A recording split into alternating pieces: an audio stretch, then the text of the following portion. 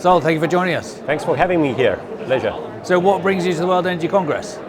So I think it's a new wave. It's a different way now for the World Energy Congress. Before, it was very much focused on utilities here, then oil and gas, and right now, I think there's more and more understanding that you cannot address challenges like climate, like energy transition, by looking in just individual verticals. You need to look across, and you need to find solutions that are across. It's not just about let's invest into renewables, yes, but what about the chemicals? What about the petchem? What about cement? What about materials?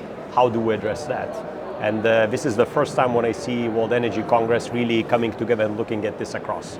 So you're focused on oil and gas transition. What are the complexities of that? So I think oil and gas, first of all, they had a bit of a moment of scare three years ago or so, when everybody was saying, it's an end of oil and gas. And it's not like in 2050, it's almost like now. And this forced some of oil and gas players also looking into, so what is then the new business opportunity for us, how we can maintain our market leadership, some of them going very aggressively into renewables. But now there is also increasing understanding is that when you say transition, when you see new energy, and new energy is very important for the future growth, not only of a sector, but also us as a humanity, because we need more energy, right? We need more materials. We're building new cities, we're building new countries, and that requires both energy and materials. So I think by now there is already a realization that, first of all, oil and gas is here to remain as a very important baseline for the future, both for the energy, also for materials, but also we need to meet also future growth of energy. And that will come from not only green electrons, which is renewables, but also green molecules, which is hydrogen, which is carbon capture and storage, or low carbon fuels. And this is where there is a significant role for oil and gas to play. Is that what you refer to as multiple transitions? And I think it's multiple transitions has meaning not only from a technology point of view, because it's about, do we invest into hydrogen or carbon capture and storage, or renewables, but also there is a geography element, because some of the regions, especially if we take the more mature developed markets, they already build the infrastructure. They already have a grid. They already have access to electricity and water and energy and cooking.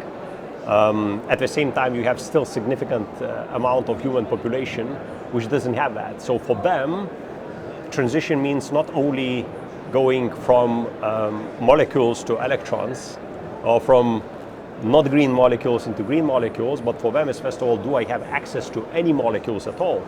So for some, the transition would be that I'm switching from burning wood into burning cooking gas, and that's already resulting in much less emissions, right? But this is not a transition you would apply for US or for Europe.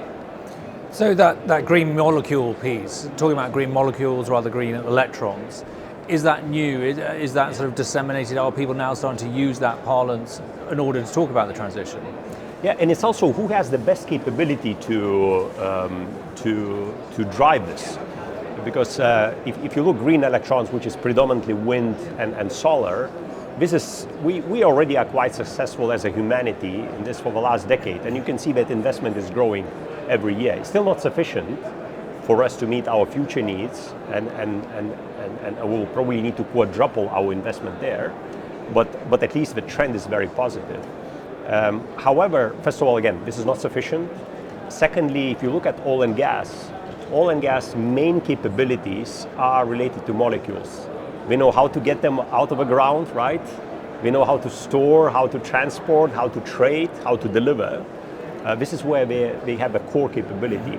So this is why we see more and more players in oil and gas starting to raise a question, where do I place my next bet? Again, electrons, which is renewables, or molecules, where I have a key competence and capability.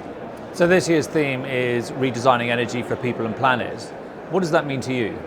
I think it's very much about looking at an extra, and I know today and yesterday many were discussing about energy trilemma, which is about sustainability, security, and affordability, and these are very important components.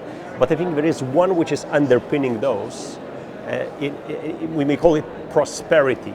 It's about not only how we can do it in a way that is affordable or safe, at the same time reducing emissions, but also how to make sure that part of humanity, and especially the global south, can build their prosperity in the future, which first of all is access to energy, and at the same time, we as a humanity, we can meet our needs in terms of transition. So that underpinning prosperity element for me is probably one of the most important long term.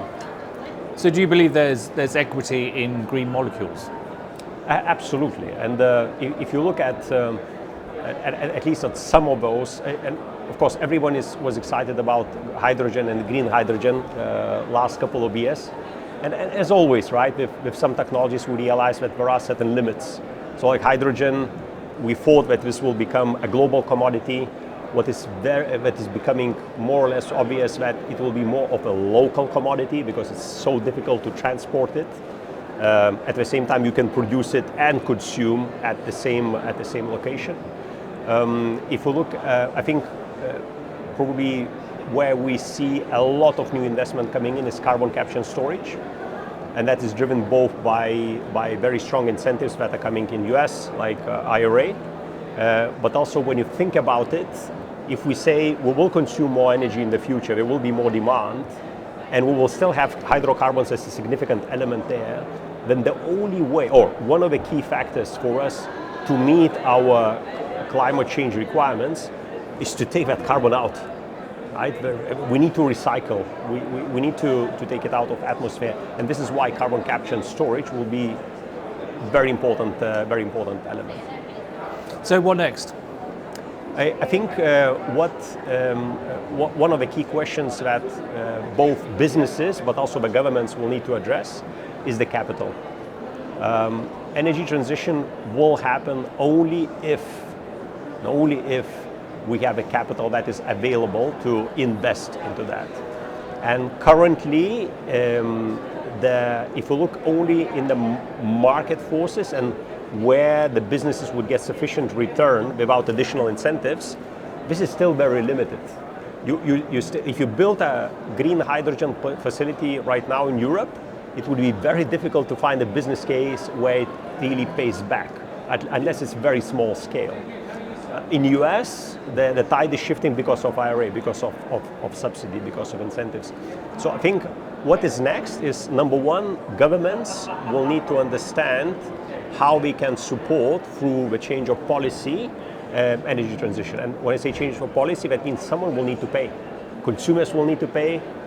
Public will need to pay for this. That's one. Second, which is for the industry, for oil and gas, they will need to learn how to operate in a regulated environment. And by the way, they're not used to this. Right? Oil and gas is used to, we invest in what we can sell in open market, what we can trade.